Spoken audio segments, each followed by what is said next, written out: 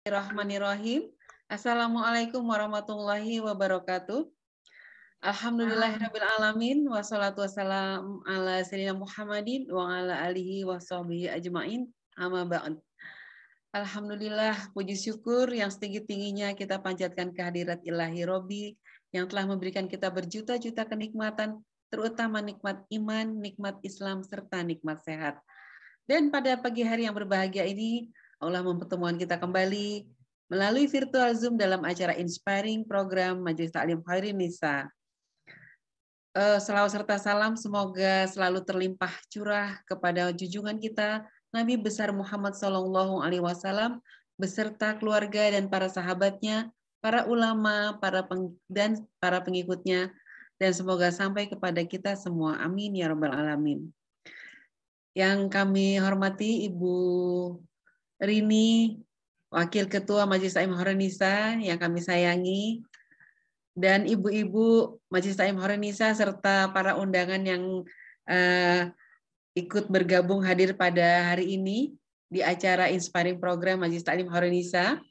Narasumber Inspiring Program Ibu Helda Fahri, alhamdulillah telah hadir di tengah-tengah kita, dan seluruh hadirin yang berbahagia. Kami ucapkan terima kasih telah meluangkan waktunya untuk hadir mengikuti kegiatan Inspiring Program Majelis Ta'lim Khairin Nisa yang kami selenggarakan melalui virtual Zoom hari ini, yang merupakan lanjutan dari materi sebelumnya yang berjudul Menuju Budaya Pilah Sampah Milenial. Dan hari ini kita akan mendengarkan materi lanjutannya dengan judul Gerakan Aksi Nyata Kelola dan Pilah Sampah dari Rumah. Materi hari ini sangat penting sekali kita ketahui karena kita akan belajar bagaimana mengolah sampah, mengolah limbah yang ada di dapur kita, yang ada di rumah kita. Jadi mari kita kosongkan dulu bayangan-bayangan, kenangan-kenangan yang lalu lalang nih ya, supaya kita bisa fokus belajar untuk menerima ilmu dari narasumber kita Ibu Helda Fahri. Baik ibu-ibu jamaah hadirin sekalian yang berbahagia, sebelum kita lanjutkan, ada baiknya kita berdoa terlebih dahulu. Mari kita membaca Al-Fatihah. Bismillahirrahmanirrahim. Alhamdulillahirabbil alamin, arrahmanirrahim, maliki yaumiddin, iyyaka na'budu wa iyyaka nasta'in, ihdinas siratal mustaqim, siratal ladzina an'amta 'alaihim, ghairil maghdubi 'alaihim waladdallin. Amin. Alhamdulillah, baik ibu-ibu jamaah yang dirahmati Allah. Sebelum masuk ke acara ini, mungkin Ibu Rini ada yang ingin disampaikan, memberikan sambutan sedikit, menggantikan Ibu Ria, Bu Rini? Nggak usah deh, Bu Tisa. Oke, baik. Lanjut ya, jadi kita lanjut aja, melanjutkan materi yang sebelumnya. Baik, dalam kesempatan yang berbahagia ini, Ibu Helda sudah siap mungkin untuk menyampaikan materinya, Ibu Helda? Kita akan langsung panggil Ibu Helda untuk menyampaikan materi lanjutan yang sebelumnya. Kali ini gerakan aksi nyata kelola dan pilah sampah. Silakan Ibu Helda. Bismillahirrahmanirrahim. Assalamualaikum warahmatullahi wabarakatuh. Waalaikumsalam warahmatullahi wabarakatuh. Rabbi shrahli sadri wa yassirli amri wahlul 'uqdatam min lisani yafqahu qawli. Allahumma shalli ala sayyidina Muhammad wa ala ali sayyidina Muhammad. Inna a'tainakal kautsar fashalli li rabbika wanhar innas sani'aka wal abtar. Amin ya rabbal alamin. Jadi saya perkenankan ibu-ibu sekalian, Bapak juga mungkin Pak Samsul masih sendirian di sini. Mudah-mudahan nanti teman saya dari Universitas Gunadarma juga akan ikut berhadir. Saya mungkin minta izin, jadi bukan bermaksud hati untuk mengguruin para ibu sekalian. Saya kayaknya agak salting gitu kalau seandainya ini narasumber gitu, bukan, kita sama-sama belajar gitu ya. Ini adalah sebuah bentuk komitmen kita tadi. Apa yang saya tahu duluan itu memang menjadi sebuah kewajiban untuk membagikannya, menyebarkannya. Karena kalau ilmu itu tidak dibagi, itu akan dihisab Allah nanti ya di akhir akhirat. Jadi mudah-mudahan ini akan menjadi sebuah pembuktian kita lah kepada Allah Sang Pencipta, Al-Asr. Jadi bahwa kita harus saling menasehati, dan dalam sabar gitu ya, karena memang mengedukasi orang dan merubah orang untuk berubah perilaku, mindset dan perilaku itu memang sangat butuh kesabaran. Jadi itu sudah ditegaskan Allah sendiri dalam surah An-Nasr ya, bahwa kita memang jika tidak ingin merugi maka kita harus saling menasihati dalam kebaikan. Amin ya rabbal alamin. Nah, ini adalah sebuah upaya. Jadi ini mungkin sesi kedua, saya anggap saja mungkin materi tentang pengelolaan non-organik itu udah cukup, udah selesai gitulah ya, tinggal kita praktek nanti di lingkungan kita masing-masing. Cuman ini untuk menambah inspirasi lah ya. Kadang kita kan kalau nggak ada inspirasi itu nggak jalan gitu loh. Nah, ini ada beberapa video ya. Ini kayaknya hari ini sebenarnya saya minta Bu Tisa untuk memutarkan beberapa video ya, biar Ya, boleh.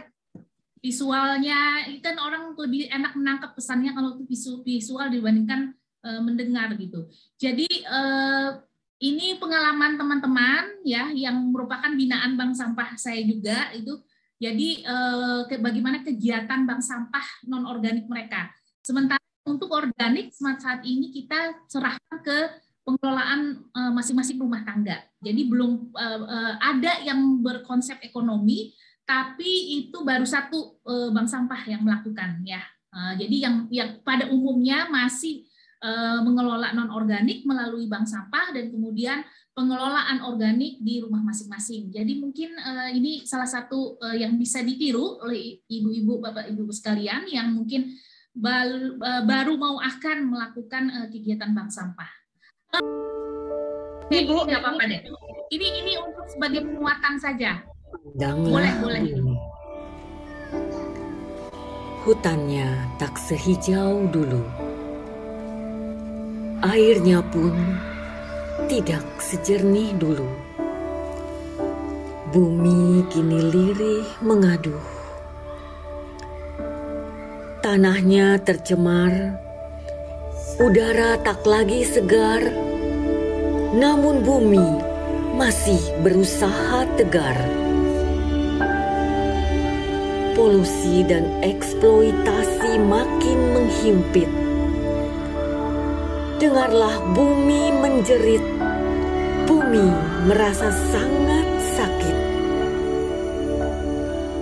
Jutaan tahun bumi bertahan, memberi kebaikan pada kehidupan. Tapi apa yang manusia lakukan? Hai manusia, apakah kamu mau peduli? Atau kau akan diam dan membiarkan bumi mati? Akankah kamu berbahagia bila bumi akhirnya menyerah? Bumi kita sedang sekarat, tapi masih belum terlambat bila manusia mau bersama-sama merawat.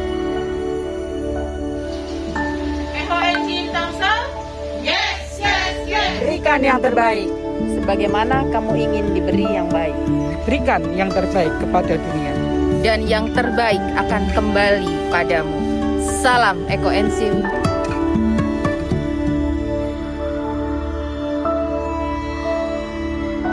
Bersama kita bisa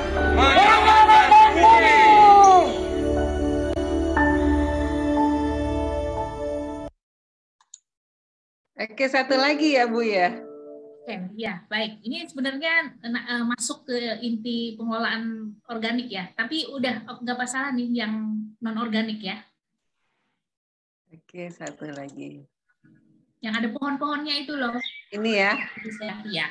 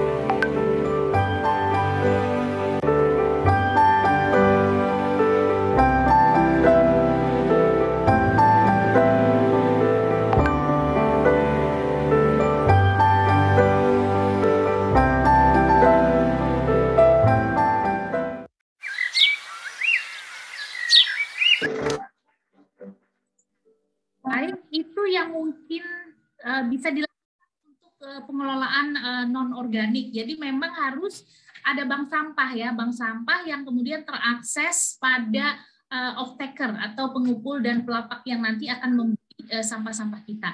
Nah, itu jadi high point saya di sini ya, bermetode barukan, dan itu memang agak memudahkan pengurus yang ibaratnya di komunitas itu tidak terlalu banyak volunteernya. Bahkan nih ada kasus ya di komunitas saya itu, di klasternya itu dia single fighter gitu. Jadi dia sendiri aja nih yang ngurusin bank sampah dengan metode yang tadi berbagi beban.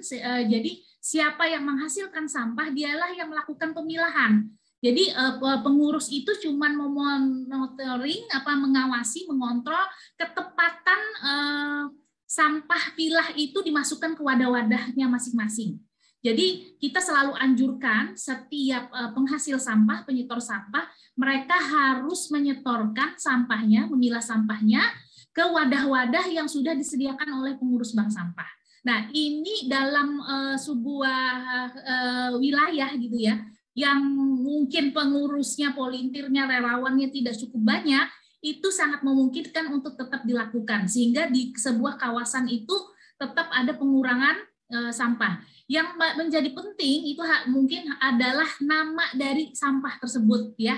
Nama jenisnya apa aja. Kemarin yang seperti saya sudah bagikan panduan pilah sampahnya, ada sampah botol plastik, botol kotor, botol bersih, tutup botol, tutup galon, kertas ya, boncos, kardus, kaleng aluminium, kresek, lalu kemudian plastik, segala plastik asoy namanya, atau multilayer dan sebagainya, styrofoam. Nah, itu harus ada sehingga mereka warga ini terakses ya minimal 18 jenis sampah atau bahkan sampai 28 sampah yang sebenarnya mampu dikelola sampai 45 jenis sampah. Kalau itu di Tangsel. Di Tangsel itu dimudahkan lah ketemu para, dan Jakarta saya pikir juga demikian, Jabodetabek juga demikian. Untuk mendapatkan terakses off-taker atau pemilah pengepul itu lebih mudah dibandingkan teman-teman yang di luar Jawa ya. Nah, jadi saya pikir sampai pemilahan sampai 45 jenis itu bisa dilakukan. Asal itu tadi ya, harus ada nama jenis sampahnya, lalu kemudian karungnya yang terpilah ya, sehingga edukasi pengenalan terhadap sampah segala kemasan ini itu otomatis kita selalu terpapar gitu ya. Di rumah kita sudah lakukan juga bank sampah mini. Itu saya tuh menyediakan tempat pemilahan sampah sampai 10 sampai 15 jenis ya. Nah lalu kemudian kita bawa ke bank sampah dan itu kemudian kita lakukan pemilahan lagi. Nah, sampai tadi anak kecil aja kan dia tahu gitu loh kemana dia harus meletakkan sampah ini. Nah, ini yang ingin selalu saya, mungkin berbeda dengan tipe bank sampah yang diperkenalkan pertama kali oleh Pak Bambang Suwerda di Jogja ya. Beliau mungkin lebih supaya memotivasi ada nilai ekonominya. Tapi metode bank sampah saya ini juga ada bonus ekonominya, cuman kami tidak ingin itu menjadi pokok tujuan dari kegiatan ini adalah yang sebenarnya mengenal sampah ya, mengenal bagaimana harus pengelolaan sampah, dan kemudian tentu saja akan berbonus ekonomi yang kemarin saya sudah sebut. Bagaimana itu definisi sampah menurut komunitas kami ya. Definisi sampah itu adalah sesuatu bahan baku, bahan material, resources terbarukan, dapat menghasilkan gas, dapat menghasilkan listrik, yang berbonus ekonomi dan kemudian menjadi pemulih bumi yang sudah sakit. Nah, ini saya akan berbagi juga bagaimana sih pengelolaan sampah organik dari rumah ya. Dari rumah saja, tidak perlu kita mungkin komunitas seperti namanya bank sampah ya, karena bank sampah itu kan memerlukan mitra lah, orang yang akan mengangkut membeli sampah kita untuk diserahkan kepada ulangnya. Jadi kita butuh orang lain. Sementara pengelolaan organik itu bisa kita lakukan individually atau kemudian personal di rumah kita, atau mungkin kalau umpamanya ada inovasi kreativitas lagi yang kemudian pegiatnya nih tertantang gitu ya, bisa juga punya nilai ekonomi. Kebetulan saya bermitra dengan PT Montras Avatar Indonesia yang dia tuh sudah melirik pada pembelian sampah non-organik pupuk cairnya itu dari hasil komposter dihasilkan pupuk cair. Nah, itu bisa dihargai kalau nggak salah sekitar 2.000 gitu ya. Jadi memungkinkan nih untuk bank sampah bisa mengelola semua sampah yang ada, baik non-organik maupun organik. Nah, kalaupun tidak, ya udah kita bisa selesaikan dari rumah. Oke, mungkin videonya saya kenalkan sebentar dulu ya. Jadi kalau kita nggak mau ribet, Bapak Ibu sekalian, sampah itu bisa kita serahkan ke biopori. Ya, ini saya tegaskan ya, ini 2 hal nih, biopori. Itu nggak pakai ribet, cemplungin saja langsung sampah kita itu. Kalau nggak mau ribet nih ya, males atau segala macam, biopori ini bisa jadi jawabannya di rumah kita. Jadi sudah berpikir mulai sekarang bagaimana rumah kita itu terfasilitasi dengan lubang biopori. Lubang biopori itu menurut Profesor Kamir dari IPB dari Bogor, itu cukup lubang dengan diameter 4 cm, masukkan ke lubang itu, digali lubang ke bawah itu 1 meter. Nah, cuman kan karena semua sampah masuk organik itu kan akan memicu ya para binatang yang memang tugasnya untuk mengurai ya dan tertarik dengan sampah organik kita. Nah, saya itu dulu pakai paralon 50 cm ke dalam ya, lalu ada tutupnya supaya menghindari serangan binatang. Nih biopori saya akhir-akhir ini diserang juga nih sama para tikus ya. Tapi itu hak mereka, kan itu adalah insting yang dianugerahi Tuhan, ya memang itu adalah rezeki mereka, makanan mereka. Nah, tapi kemudian dia gali itu di pinggir-pinggir paralon ya. Dia untuk bisa terakses ke sampah organik kita. Jadi saya sarankan mungkin bisa disemen gitu ya, atau rutin menyemprot menuang ekoenzim itu di sekitar lubang biopori kita. Nah, ekoenzim nanti yang akan kita pelajari di edukasi ini. Jadi cairan yang sejuta manfaat ya. Kalau umpamanya nih sampahnya agak busuk ya, tapi vegetarian, nah bisa dengan komposter. Kalau komposternya nggak bisa, umpamanya nggak punya, ya udah nanti ada Takakura. Ini bisa nanti Mbak Tisa, saya bisa undang ya narasumber dari Banyuwangi, Dr. Bintari, kalau memang beliau ini yang lebih fokus ke Takakuranya. Nah, silahkan nanti seri ketiga mungkin ya fokus ke Takakura. Ini tidak berbau dan tidak berbelatung sama sekali, tapi asal sampahnya vegetarian, ya, bukan sampah hewani. Sampah hewani itu jatahnya udah lubang biopori saja. Saya masih berbelatung komposternya, karena kadang biopori udah penuh, belum turun-turun, saya akhirnya masuk ke komposter. Tapi oke lah, itu haknya, itu rezeki ya, kita berikan saja rezeki itu ya, kita niatkan untuk yang memang makhluk yang diciptakan Allah untuk mendaur ulang sampah organik kita ya. Jadi itu metode yang saya gunakan. Nah, nanti ibaratnya dengan metode tadi ya, otomatis ya kita tidak lagi mengirimkan sampah kemana-mana, habis sudah di rumah tangga kita gitu loh. Saya dengan 3 metode saja, tidak dengan Takakura pun udah nggak kirim kemana-mana lagi sampah organik ya. Yang kita tahu tadi ya, nanti akan kita masuk pada paparan PPT untuk mengingatkan lagi nih, mungkin ada yang belum hadir pada saat edukasi yang pertama. Baik, mungkin ini kita kenalan sekilas dulu cara pembuatan ekoenzim ya, nanti kita masuk ke PPT-nya. Bisa diputarkan, Mbak Tisha, untuk kenalan pembuatan ekoenzim. Halo semua, yuk membuat ekoenzim bersama Bank Sampah Puspita. Apa saja sih yang dibutuhkan? Kita memakai rumusan 1-3-10. 1 untuk molase, 3 untuk kulit buah, dan 10 adalah air. Gimana ya cara membuatnya? Untuk wadah plastik berukuran 5 liter, kita perlu memasukkan air sebanyak 2,5 liter. Kemudian kita akan memasukkan molase sebanyak 250 gram. Molase dan air ini harus sama-sama dilarutkan sampai semua tercampur rata.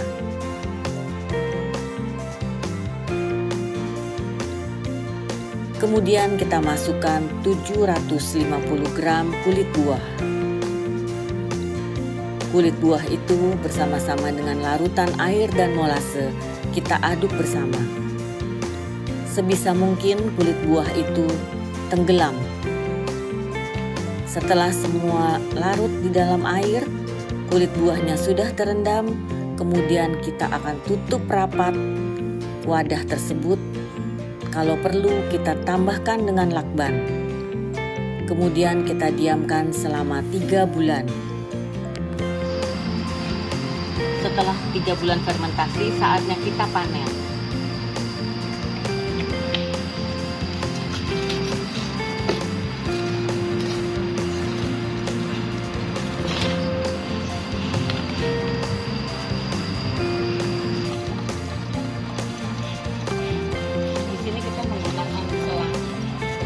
Juga memakai saringan dari kain.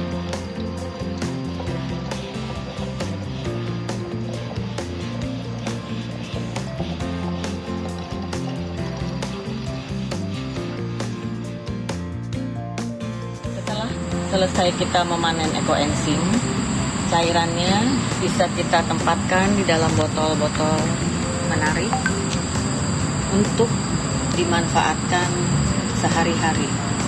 Cairan ini merupakan cairan sejuta manfaat.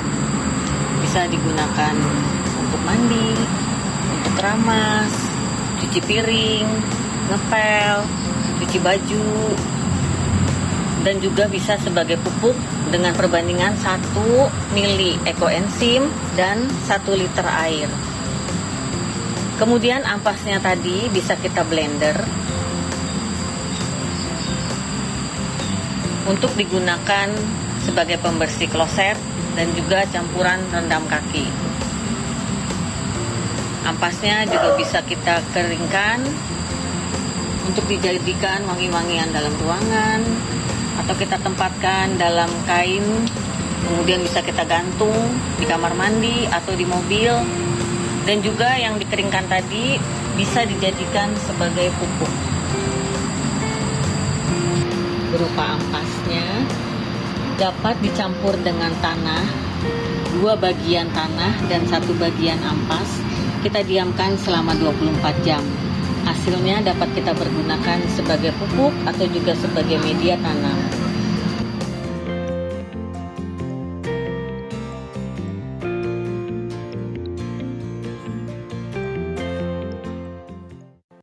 Halo semua, yuk membuat ekoenzim bersama Bang. Ya, baik, itu cara perkenalan sementara untuk pembuatan ekoenzim. Nanti kita masuk ke pembahasan detail dengan PPT ya. Nanti saya bercerita tuh apa manfaatnya ekoenzim.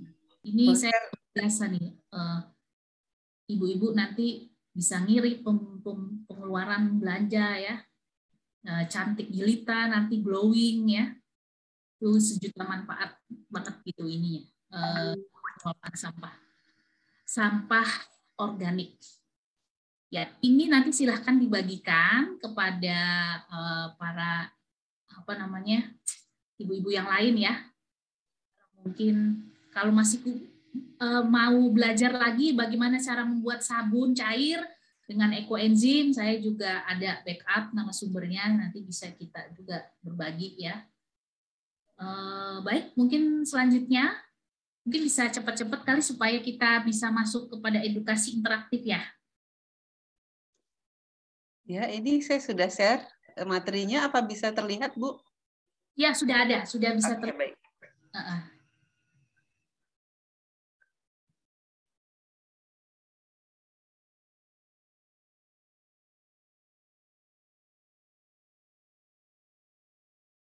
Bisa jalan nggak PPT-nya, Bu Tisa? Ya.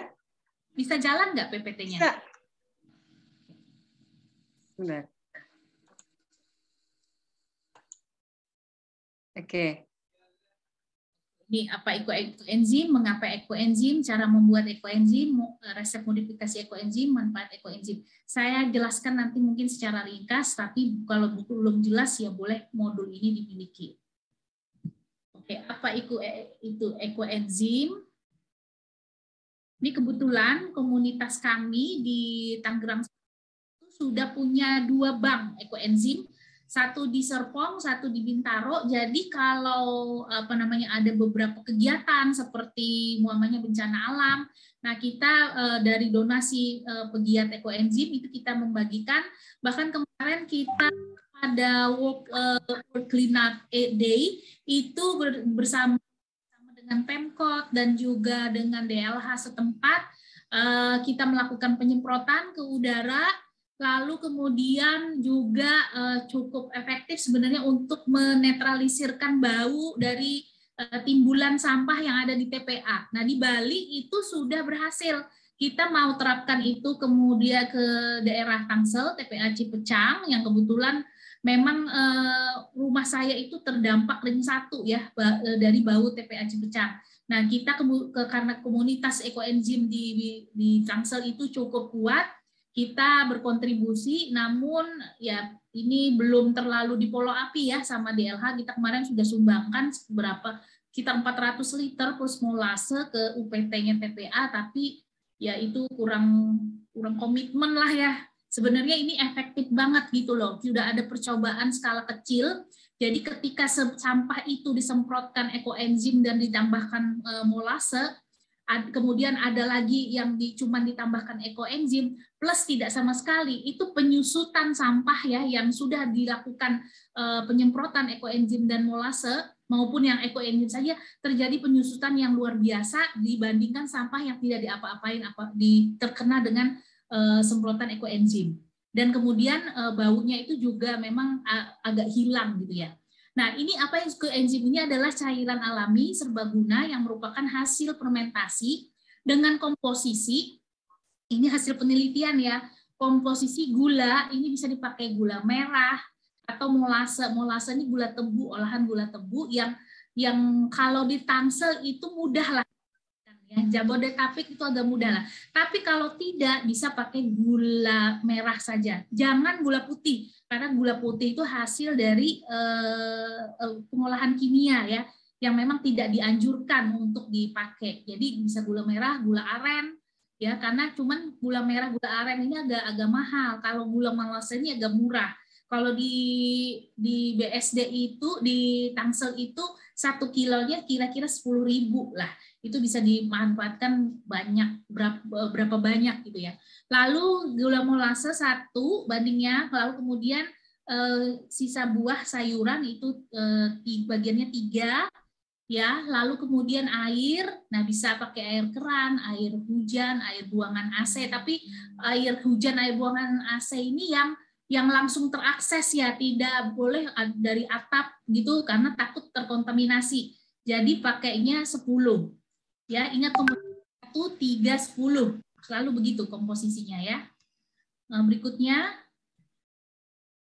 Nah, lama pembuatan itu 30 hari gitu. 30 hari difermentasikan, tapi nanti akan kalau pemanfaatannya selama 7 hari itu kadang kita buka sebentar untuk mengeluarkan gasnya ya, karena ekoenzim ini luar biasa gas yang dihasilkan. Itu kadang kita kalau sampahnya kurang besar biasa bisa kita kita remas-remas ya, biar sampahnya itu tenggelam dalam larutan campuran gula tadi dengan air. Nah, dan ini adalah testimoni nih ya. Yang punya alergi tangan tuh biasanya mungkin ya karena penggunaan deterjen atau alat kimia ataupun disinfektan yang kimia itu kadang kan membuat kulit kita cenderung kering. Nah, itu kalau kita masukkan tangan kita ke larutan diremas-remas ya itu sampahnya dengan deterjen itu ternyata memulihkan. Ini testimoni nih ya. Jadi ada asisten rumah tangga yang mungkin majikannya tuh agak, karena ini kan mungkin karena dari sampah akhirnya agak jijik gitu, akhirnya asisten rumah tangganya lah yang melakukan itu. Nah, kebetulan si asisten rumah tangga ini tangannya tuh ya alergi parah yang seperti terkelupas gitu kan. Kalau udah kadang kita kan kalau menyentuh deterjen itu terasa tangan kita agak panas ya. Nah, mungkin karena dia sering berinteraksi dengan kimia, lalu kemudian dia meremas-remas itu ya sampah itu agar tercampur dengan baik gitu dengan gulanya, dengan airnya. Itu tiba-tiba dia sembuh gitu. Nah, dia ceritakan itu ke majikannya, maka ini adalah menjadi sebuah testimoni. Lalu kemudian ada sebuah testimoni lagi, nanti saya bisa bagikan juga. Dia itu punya riwayat yang punya jerawat yang cukup parah ya. Jadi sampai menimbulkan infeksi nanah gitu. Nah, itu dia udah terapi kemana-mana, konsultasi ke dokter kecantikan, ya, ke dokter kulit dan sebagainya, itu tidak menghasilkan sesuatu yang dia harapkan. Jadi infeksi tetap terjadi. Akhirnya dia pas waktu hari ke-7 dibuka, nah, lalu ada jamur yang putih yang nanti akan Bapak lihat bisa ya dari hasil fermentasi itu dia panen itu. Yang bisa dijadikan sebagai masker wajah ya. Itu memang kalau saya pakai itu kerasa kenceng tuh kulit wajah itu. Nah, itu dia pakai, orang kan menyarankan cuma pemakaian 5 menit ya, 10 menit gitu, 20 menit. Jadi dia enggak. Jadi dia colesin yang di luka-lukanya itu sehari semalaman. Nah, 3 hari itu kering sampahnya. Lalu kemudian seminggu kemudian terapi itu hilang ininya, jerawatnya itu. Jadi saya pernah dipaparkan edukasi ini, dari situlah akhirnya saya jatuh cinta dengan ekoenzim dan memang udah melakukan beberapa, kalau saya lagi rajin, banyak waktu saya lakukan ini bersama anak-anak gitu ya, anak saya gitu lakukan. Ini kan luar biasa anak-anak itu seneng gitu loh, motong-motongin ini lalu kemudian ngaduk-ngaduk dengan cairan itu. Nah, ini penelitian cukup lama sudah diteliti, jadi tidak hoax gitu ya. Beliau ini sudah 30 tahun, Dr. Rosukan ini, dan kemudian memang sangat mendukung dari hasil pertanian organik. Jadi pertanian organik dengan melakukan ya ini ekoenzim dan kemudian sampailah ke Indonesia ya dengan melalui kegiatan ekoenzim Nusantara. Berikutnya. Jadi ini pendidikan, nah diperkenalkan secara luas lagi oleh Dr.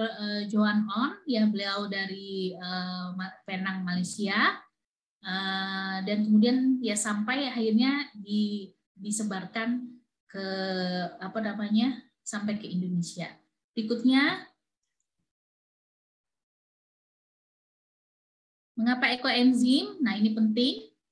Ini yang saya juga ini. Jadi saya paparkan ya di edukasi sebelumnya bahwa memang komposisi terbesar dari sampah kita ini adalah 60% itu sampah organik. Jadi bagaimana tragedi TPA Lui Gajah ya yang meledak gara-gara gas metan. Nah, itu pemicunya adalah konsentrasi tinggi dari gas metan yang dihasilkan oleh gas metan. Nah, kita tahu gas metan ini mempunyai daya rusak yang luar biasa dibandingkan CO2 dan dia juga adalah pemicu gas rumah kaca yang nanti akan mengakibatkan pemanasan global dan kemudian yang paling mengerikan adalah memicu percepatan perubahan iklim ya.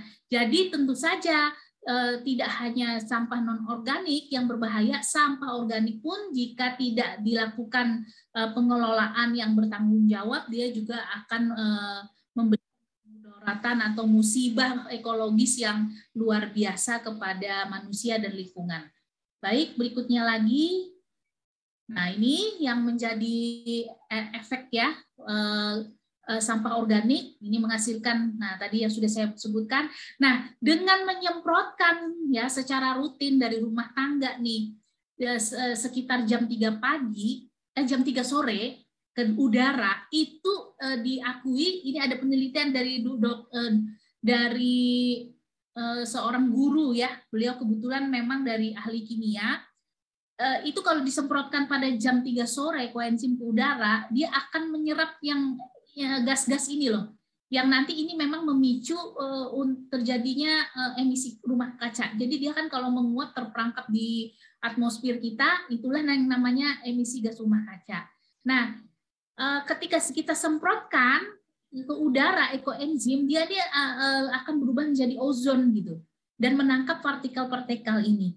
Jadi kebayang saja kalau kita semprotkan ya minimal di lingkungan sekitar kita, rumah kita itu udara akan lebih baik ya, akan lebih baik. Oksigen pun akan lebih banyak dihasilkan ya dari hasil fermentasi ini. Nah, luar biasa, ini baru ini saya ngomong manfaatnya ya, makanya dikatakan sejuta manfaat.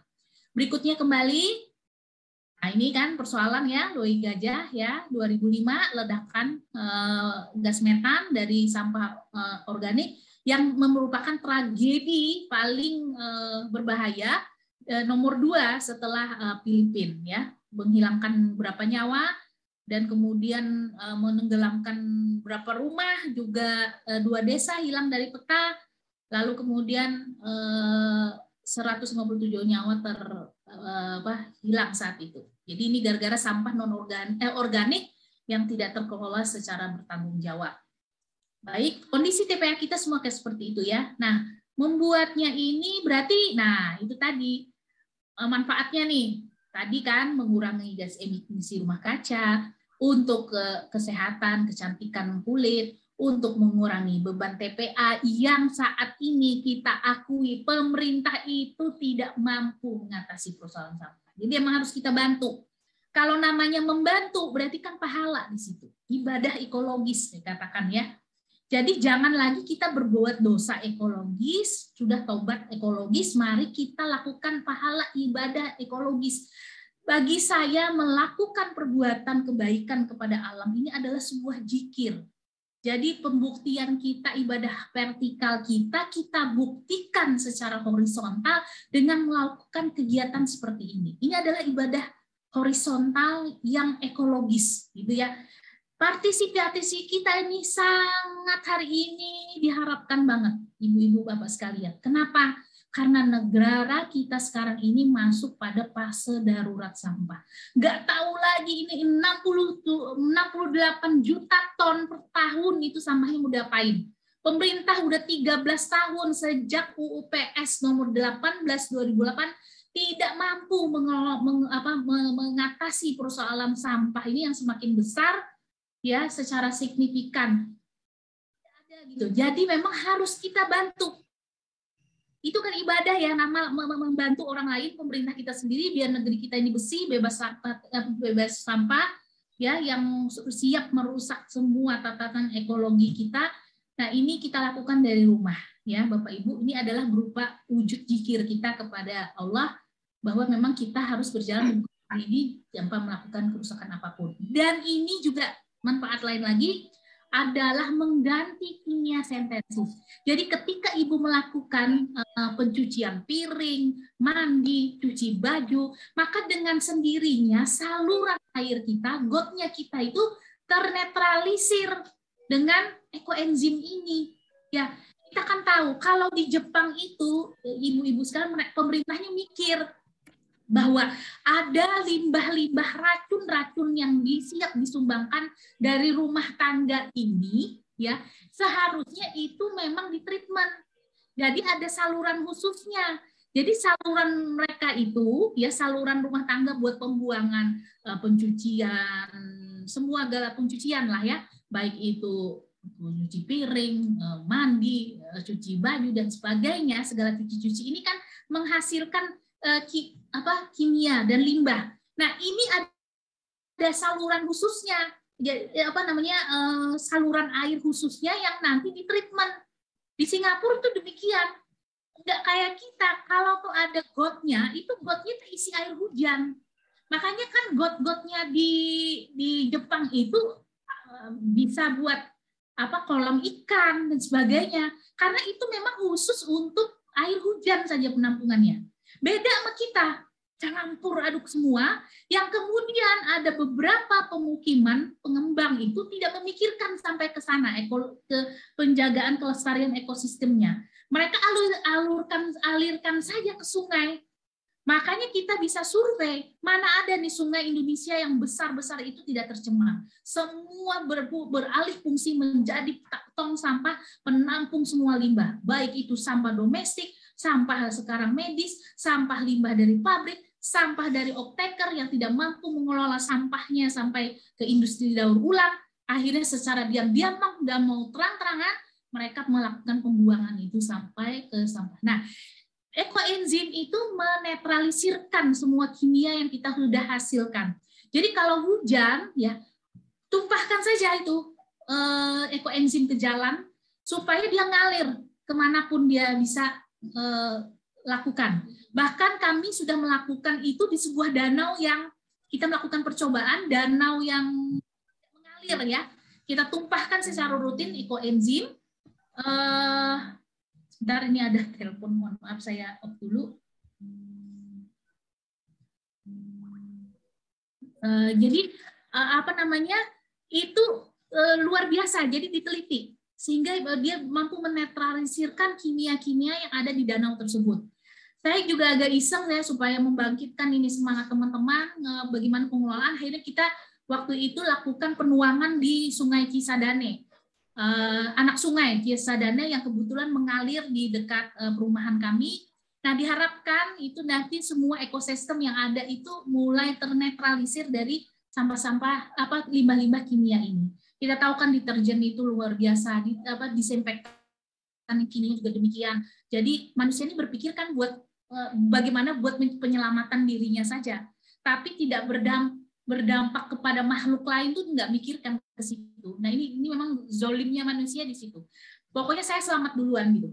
Masalah ini mau rusak ini lingkungannya, mau merugikan binatang lain yang sebenarnya itu menjaga ekosistem ini tetap berjalan dengan semestinya. Ya, baik, ini nah berarti mengurangi juga sampah kemasan ya. Itu saya lumayan loh ngirit. Jadi akhirnya nggak berpikir lagi mau beli sabun kimia yang ada sasetannya di sabun cucian piring, sabun cuci baju, karena semua itu sudah terpenuhi oleh ekoenzim ini. Baik, berikutnya lagi. Berikutnya, nah, ini tadi ya sudah saya jelaskan, menetralisir dari dampak produk-produk kimia. Nah, dengan menggunakan tadi bahwa oke, di skip sayangi bumi, berarti sayangi diri sendiri.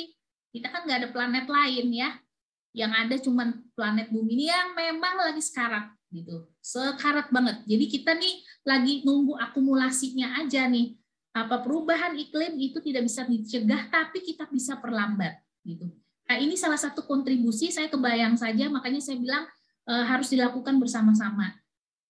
Kebayang kalau tiap rumah itu melakukan penyemprotan ekoenzim, ya minimal lingkungan kita bebaslah dari polutan-polutan yang memang merugikan kualitas udara kita ya, oksigen kita. Baik, berikutnya. Mudahan sebelum jam 11 saya sudah bisa selesai ya. Nah, cara membuat ekoenzim seperti ini tadi. Oke, berikutnya seperti video tadi ya, komposisi 1, 3, 10. 1 adalah gulanya, 3 adalah bahan organiknya, BO, 10 adalah cairannya, airnya. Berikutnya, ya. Jadi ini ada komposisinya. Nanti boleh saya punya juga. Jadi tinggal nyontek aja. Kalau umpamanya wadahnya sekian, oh berarti berapa sih BO-nya? Berarti berapa sih gulanya? Berarti berapa airnya gitu ya. Pertama-tama itu lihat dulu wadahnya. Dari wadahnya itu berapa liter yang kita gunakan. Nah, katakanlah misalnya umpamanya volume wadahnya 10 liter nih, ya, Ibu-ibu ya. Jadi umpamanya volume wadahnya itu wadah ya, nih kayak seperti ini wadahnya ya. Nah, itu umpamanya 10 liter, berarti volume airnya itu 6 liter. Kenapa 6 liter? Jadi supaya dia harus dikasih ruang. Dikasih ruang untuk karena dia menghasilkan gas. Nah, jadi ada ruang udara gitu loh yang untuk supaya gas itu tidak terjadi ledakan ya. Tadi saya di-share sama teman-teman, dia melakukan ekoenzim itu fermentasi di mulut kecil, jadi di botol plastik, sekali dia buka lumayan ledakan ininya. Karena dari hasil fermentasi selama sebulan itu gas masih lumayan aktif gitu loh. Nah, jadi dengan adanya menyediakan ruang setengah dari wadah ini, itu biar gasnya itu tetap aman ya untuk melakukan fermentasi ini. Jadi airnya 6 liter sama dengan 6 kilo, gulanya 600 gram ya, sisa buah sayuran 180 gram. Mungkin ada pertanyaan, baik berikutnya aja ya, supaya saya ikutin aja urutan PPT ini. Oke, itu juga. Nah, yang wadah yang bisa digunakan, ini harus diperhatikan ya Ibu-ibu Bapak sekalian. Wadah logam tidak boleh karena mudah karatan. Nah, wadah kaca juga nggak boleh, takut pecah karena dia pada masa 1 bulan pertama itu aktivitas gas cukup kuat, jadi kalau nanti takut dia meledakan. Nah, tidak direkomendasikan pada saat fermentasi itu ada di mulut kecil, maksudnya ini nih tutupannya ini, bukaannya ini kecil, jadi tidak direkomendasikan. Yang direkomendasikan seperti ini, toples ya, bermulut besar ya, sehingga buat pengadukan pun menjadi mudah. Jadi ibu mendapatkan manfaat yang saya bilang tadi, terapi tangan nih, untuk supaya tangannya tetap mulus ya, kita bisa aduk-aduk, remas-remas itu sampah organik kita biar tercampur rata sampai ke dasarnya gitu, biar tercampur dengan gulanya. Nah, karena tadi ya kalau dia lakukan di mulut kecil, dia akan terjadi ledakan. Ya, seperti ini ya. Mohon ini. Air apa yang bisa digunakan? Nah, airnya itu mungkin selanjutnya berbahan plastik bisa ya, berbahan plastik ya, bahan plastik. Tapi kalau setelah masa 90 hari atau 3 bulan, boleh hasil cairan fermentasi itu dimasukkan ke dalam botol. Silahkan ya, yang mau bermulut kecil. Silahkan, dianjurkan, tapi pada masa fermentasi itu jangan lakukan proses fermentasi itu di wadah yang bermulut kecil. Air isi ulang boleh, air galon boleh, air pump boleh. Mungkin kalau umpamanya agak kualitasnya berbau dan diendapkan dulu 24 jam supaya kualitas dari hasil fermentasi ini juga bagus. Air sumur boleh, air buangan AC boleh. Nah, kalau air buangan AC ini yang permukaannya dibuang aja dulu ya, dibuang mungkin kan ada partikel-partikel tertentu di permukaan itu dibuang atau disaring. Nah, kita bisa pakai air AC. Air hujan juga dianjurkan ya, tapi yang tidak melalui genteng pipa. Nah, dia harus langsung ditampung dari langit gitu ya. Oke, ini gula airnya. Lalu lanjutkan kembali. Nah, gulanya yang direkomendasikan. Tadi saya sih karena kami mudah mendapatkan ya akses molase ini, maka kami pakai molase karena ini lebih murah harganya ya. Kalau gula dibanding gula merah tebu, gula aren, gula kelapa, gula lontar, bahkan saya gula lontar dan kelapa ini nggak kenal nih ya. Yang saya tahu gula merah dan gula aren saja. Nah, karena kita terakses ya, saya lebih gampang pakai molase gitu. Di internet banyak, kalau deket Tangsel boleh, saya juga terakses gitu ya. Itu kalau nggak salah 5 kilo itu sekitar 55.000. Itu sampai sekarang pun saya belum habis tuh pakai molasenya. Baik, berikutnya. Nah, kategori sayuran dan buahan. Ibu-ibu jadi dihilangkannya ya persepsinya, nggak mau poles-poles ke muka, nggak mau pakai buat cuci piring, nggak mau pakai shampoo, nggak mau buat apapun, karena kan ini dari sampah. Nah, ini persepsi yang salah. Kita pakai bahan organik ini adalah dari hasil sisa kulit buahan yang memang bagus gitu, fresh. Kita kan pasti kalau konsumsi buahan, sayuran pasti yang bagus ya. Nah, kalau yang busuk-busuk itu jangan dipakai, itu dibuang. Dibuangnya kemana? Bisa itu jatah bagiannya komposter ataupun biopori ya. Ibu tolong diingatkan ini ya. Jadi jangan jijik ya, jangan apapun ngomong pakai ini karena dari sampah, enggak. Ini adalah sisa yang memang yang buat kalau buahnya kita konsumsi, ya kan? Kulitnya kan masih ada sisa. atau kayak sayuran lah. Nah, kita cuci-cuci dulu kan dari rumah. Nah, kalau saya cucinya juga pakai prebiotik dan pakai ekoenzim untuk menghilangkan pestisidanya. Nah, itu akhirnya dari sampah yang fresh itu ya, lalu kita campur nih. Tidak boleh yang sudah dimasak, direbus, digoreng mamanya ya. Basi mamanya ada sisa nih yang buah yang sayuran, nggak bisa. Ini bukan jatahnya ekoenzim, ini jatahnya biopori atau komposter. Demikian juga busuk, berulat, berjamur ya, tidak mau berminyak seperti kelapa atau ampasnya, atau katakanlah buah yang keras seperti salak, itu kulitnya tuh bukan yang dipakai demikian, atau alpukat karena dia cenderung berminyak ya, kering, keras, kayu nggak boleh. Yang ada tuh yang berwangi-wangian, mangga, jeruk ya, atau pepaya, buah naga, apapun, asal yang tadi tidak saya sebut yang berbiji keras, yang kulit keras, maupun yang berminyak seperti alpukat. Nah, untuk yang kayak gitu jatah komposter dan biopori. Berikutnya,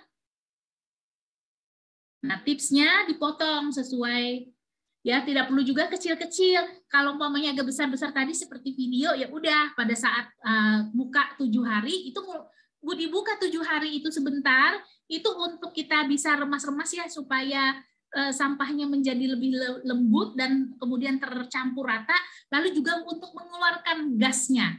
Tapi jangan lama-lama ya, udah beberapa detik saja langsung tutup supaya tidak terakses, terkontaminasi dengan yang ada di udara. Kita kan nggak tahu ya, binatang-binatang kecil tuh kadang yang tidak terlihat pun takutnya ikut masuk kalau kita terlalu lama buka ekoenzim ini. Ya, berikutnya semakin banyak jenis bahan yang digunakan, sebentar kembali dulu, ini rahasia pengobatan. Semakin banyak jenis bahan yang digunakan, maka semakin kaya hasil enzimnya. Jadi minimal kalau buat pengobatan, ya kalau mau digunakan buat obat nih, buat detoksisasi, kalau berendam kaki sebelum tidur mamanya pakai ekoenzim untuk menyembuhkan stroke dan sebagainya, itu untuk luka bakar dan sebagainya, tapi tidak pun itu semakin bervariasi jenis sampahnya, semakin besar enzimnya, minimal 5 kategori. Tapi kalaupun tidak gitu ya silahkan juga gitu, daripada sampah terbuang ya kan, ini sampahnya masih bagus ya, mendingan dipakai buat ekoenzim. Saya ada kok yang bahan cuma 3 jenis. Nah, kalau buat pengobatan dianjurkan untuk minimal 5 jenis, bahkan ada yang sampai 29 jenis. Jadi semakin banyak jenis bahan yang digunakan, semakin besar juga kaya juga enzimnya ya untuk penyembuhan. Saya lupa apa lagi ya. Oke, semakin juga lama fermentasi, jadi minimal itu ya 3 bulan, 90 hari. Tapi lewat dari itu pun mau setahun lebih bagus lagi kualitasnya. Gitu. Semakin dia lama fermentasi semakin bagus. Tapi harus dicek. Kadang kan takutnya ditutup yang rapat pokoknya. Kalau perlu dilakban ya. Cuman kan kalau mamanya terlalu lama juga fermentasi, itu kita takutnya kekurangan wadah. Mendingan digunakan lagi untuk bahan yang berikutnya gitu loh. Ya, tapi ada beberapa teman yang memang menyimpan untuk pengobatan bahkan sampai pada ekoenzim klasik. Nah, itu bisa dikonsumsi. Ini tidak bisa dikonsumsi ya. Kalau ekoenzim klasik, saya belum tahap itu ya, jadi nggak berani memberikan ilmunya. Memang harus ada orang-orang tertentu karena ini memang treatmentnya juga sangat khusus, dan itu memang penyembuh yang luar biasa untuk ekoenzim yang memang dianjurkan untuk dikonsumsi. Berikutnya. Nah, jadi wadah pertama ya dibersihkan dulu. Oke, sisakan ruang. Jadi setengahnya aja nih dari wadah ini. Bisa 50 sampai 60% ya. Selebihnya sisakan ruang untuk gas tadi ya. Nah, masukkan sesuai takaran. Oke, nah baru kemudian kita aduk dulu nih, campur dulu nih air, karena molase tuh kental banget ya. Jadi memang perlu diaduk rata dulu sebelum kita memasukkan bahan organik kita ini, BO-nya ini. Nah lalu akhirnya ya sudah diaduk ya pakai tangan. Tidak pengadukan jangan pakai metal ya ibu-ibu ya, pakai sendok itu. Gunakan dengan kayu atau yang berbahan plastik atau tangan. Saya sih mau mendingan tangan karena jadi sebagai terapi gitu loh untuk tangan yang tadi memuluskan kulit-kulit kita inilah ya. Nah, tutup rapat ya supaya tidak tidak ada terakses lah dengan udara luar. Oke. Berikutnya, nah ini penyimpanan, tidak boleh terkena sinar matahari langsung, memiliki sirkulasi udara yang bagus, jauhkan dari wifi. Saya pernah dulu dari ini ya, jaringan internet ini agak terganggu, jadi dia bisa nangkap radiasi. Nah, jadi kadang saya di sudut-sudut ruangan itu saya taruh itu ekoenzim untuk menetralisirkan radiasi dari wifi ini ya. WC juga tolong agak jauh tong sampah, tempat pembakaran sampah dan bahan kimia. Jadi kita lakukan yang tidak dianjurkan seperti di sini ya. Berikutnya. Nah, mungkin kan karena ini nunggu fermentasinya cukup lama ya kan, 3 bulan. Kalau bikin sedikit itu kan agak ini juga ya. Kadang orang itu maunya yang besar, jadi biar worth it gitu loh nungguin ya, karena nunggunya kan lama fermentasi ini, mau manen tuh lama. Nah, kalau tadi umpamanya pakai 10 liter, gimana dong Bu Helda, kan nggak mungkin kita konsumsi itu langsung 600 liter umpamanya ya. Nah, ini bisa dicicil sampai hari 14 hari. Tapi pada saat 14 hari itulah dihitung awal dari masa 3 bulan itu. Ya. Jadi maksudnya kita nyicil ya.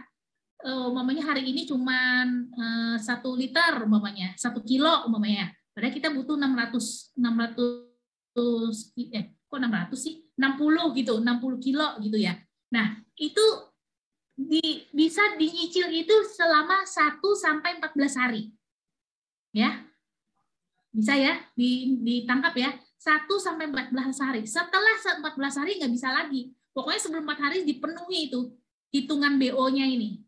Ya. Lalu kemudian dihitung masa fermentasi itu dari hari 14 hari dianggap hari pertama sampai 90 hari berikutnya.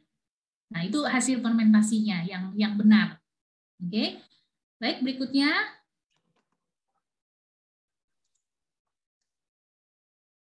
Nah, panen tadi siap panen ya. Kalau umpamanya kalau jamurnya putih itu berarti bagus, itu jamur petera berarti. Tapi kalau jamurnya cenderung kayak coklat, ada hitam-hitamnya, nah itu berarti dia terkontaminasi dengan udara. Kalau berbau busuk ya silahkan jemur selama 3 hari di sinar matahari langsung ya. Tapi kalaupun mau dipanen ya, mau busuk nih, mau mengulang lagi silahkan.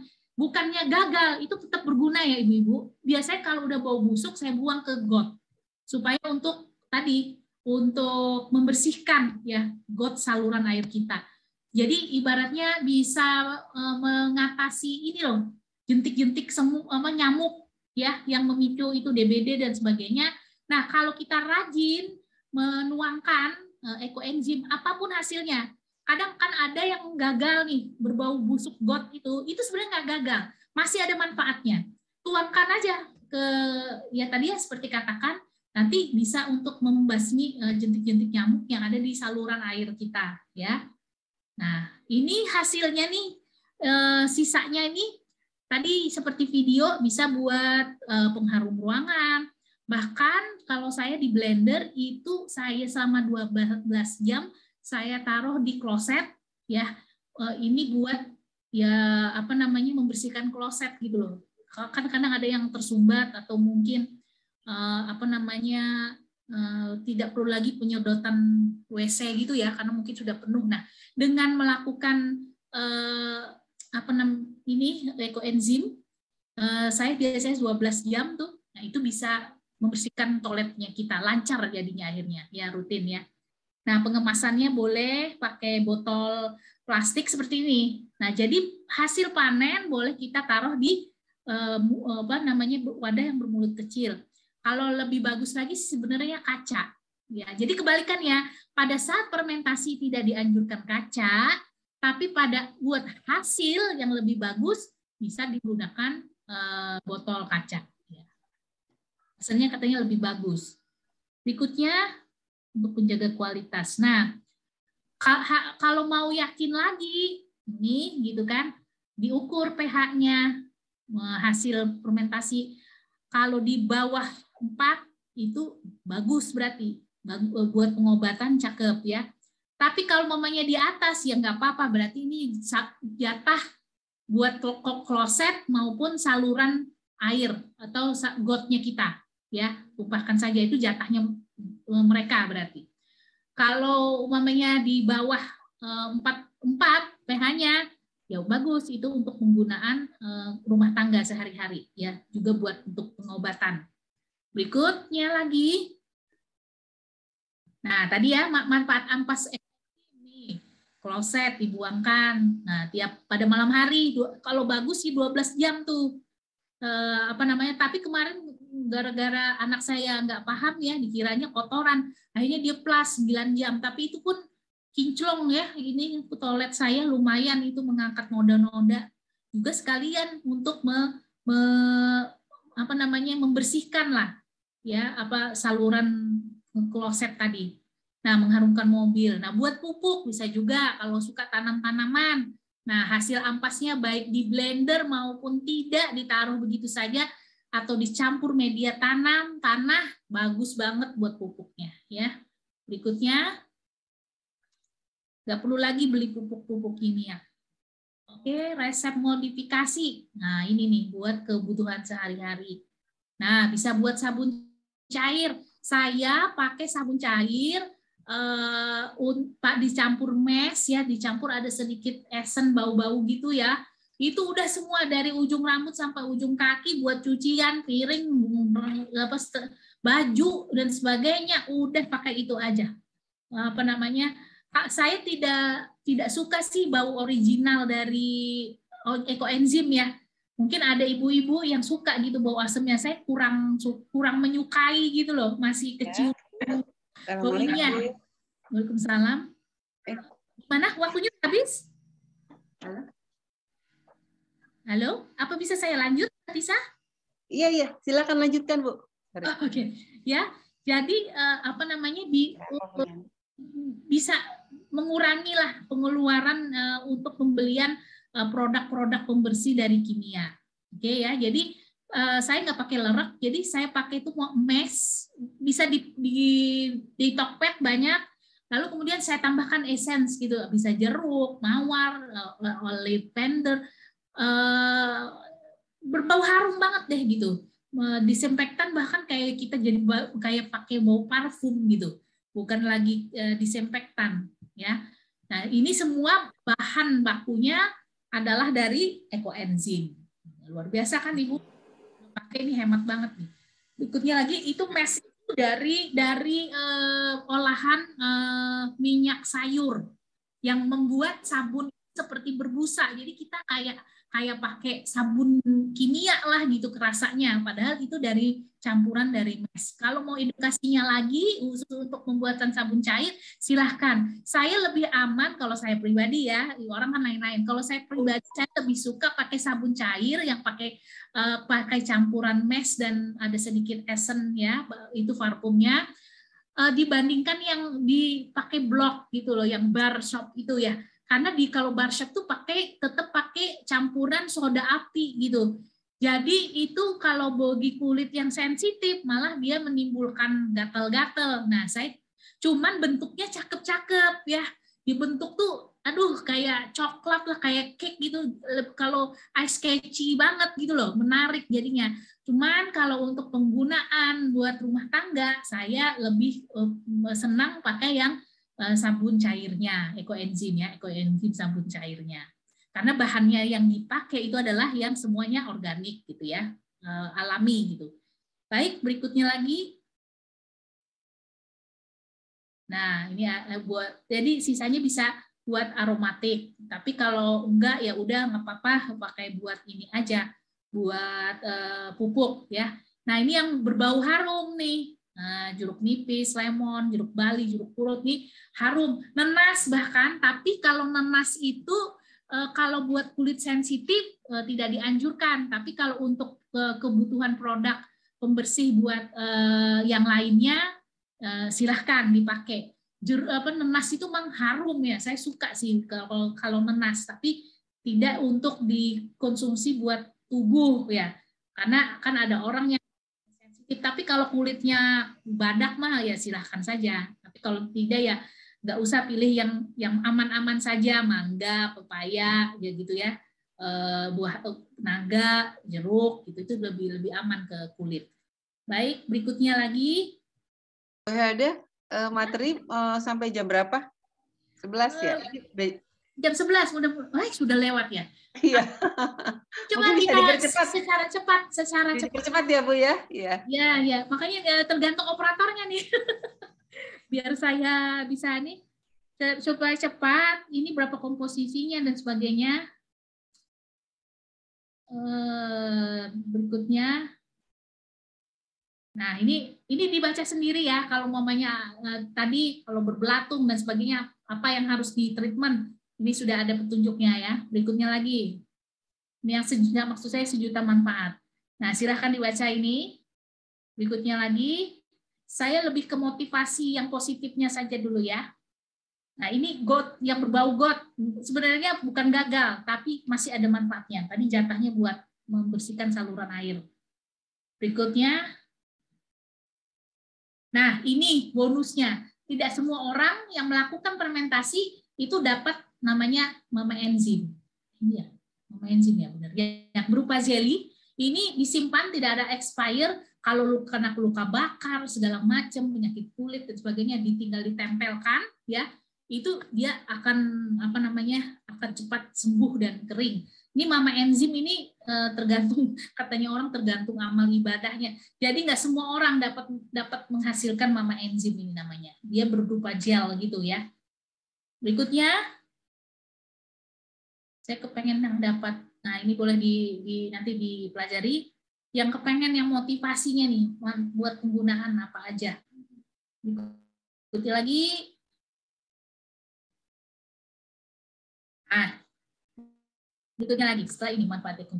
Oke, berarti. Nah, jadi kehidupan sehari-hari. Kalau biopori kan buat tanah aja. Kalau dia ini multi kayak avatar ya, laut air, udara, apalagi air, udara, tanah ya. Ini kayak avatar. Jadi semua tuh bisa dia dapat gitu ya dari ekoenzim. Berikutnya kalau biopori kan cuma buat tanah saja. Nah, ini untuk bersih ya. Untuk PL macam-macam ya, saya cuci semua dah, karbol ya, sabun ini sabun cair, membersihkan pestisida dan sebagainya. Dari pengolahan organik loh, ini sampah organik ya. Nah ini saya sudah saya tapi tidak pakai kumur-kumur. Kayak kalau kumur-kumur saya tetap pakai prebiotik ya. Nah buat gigi juga bagus. Tapi katanya nih orang yang sariawan dan segala macam ya sembuh gitu. Bahkan dia giginya tuh agak rapuh gitu, dia rajin kumur-kumur dengan ekoenzim, ternyata cepat pulih gitu ininya. Nah toner saya suka kalau sambil gitu saya tempelkan di wajah untuk ekoenzim ya gitu, buat kulit dia bagus, buat luka aja dia cepat kering. Nah apalagi tuh buat perawatan wajah, kulit semua. Baik, berikutnya lagi kalau mamanya orang lagi sakit stroke segala macam, ini aja berendam kakinya itu nanti ada komposisinya, bisa dipelajari di situ. Bahkan kalau umpamanya stroke banget, kalau mau dibatap itu ya, jadi biar terendam semua nih organ-organ dalam tubuh kita tuh. Nah dia nanti toksin-toksin, racun-racunnya itu akan keluar dengan sendirinya. Itu kadang katanya lebih gelap gitu loh. Kalau umpamanya toksin di dalam tubuh kita itu lumayan banyak gitu ya di dalam tubuh kita. Itu kalau kerasa tuh pagi tuh agak ringan gitu badan kalau rajin sebelum tidur merendam kaki dengan ekoenzim. Ini ada beberapa teman yang luka parah di kulitnya, di kakinya, bahkan ada yang diabetes gitu ya, luka diabetes kering dengan pengolesan dan perendaman ekoenzim. Berikutnya lagi, ini tadi mama enzim ya, diaplikasikan di pengobatan untuk kesehatan. Baik, berikutnya lagi. Nah, ini buat mandi sebenarnya sudah, nah buat detox tadi, hand sanitizer juga, bahkan saya nggak merasa pakai hand sanitizer dari ekoenzim, tapi karena saya udah masuk kayak ada essence gitu, malah kayak parfum gitu. Berikutnya lagi, nah ini hasil testimoni. Beberapa minggu ini saya terpapar, ada teman yang sakit kanker payudara dan sekitar itu bernanah cukup lumayan. Akhirnya dia minta dan kemudian ada teman yang hasil fermentasinya selama setahun. Di seminggu ini nih dia cerita ya. Jadi kita lagi testimoni sama dia memang itu kering ini ya lukanya yang di sekitar payudaranya itu karena ada nanah-nanahnya gitu kering gitu 3 hari dan kemudian dia waktu sebelum diaplikasikan ekoenzim pengompresan tuh kerasa sakit digerakkan tangannya itu kok lumayan jadi nanahnya kering korengnya itu kering dan dia kemudian tidak merasa sakit lagi. Ini sudah beberapa ada dia testimoni demikian ya bisa jalan bahkan nih yang penyakit stroke gitu. Berikutnya lagi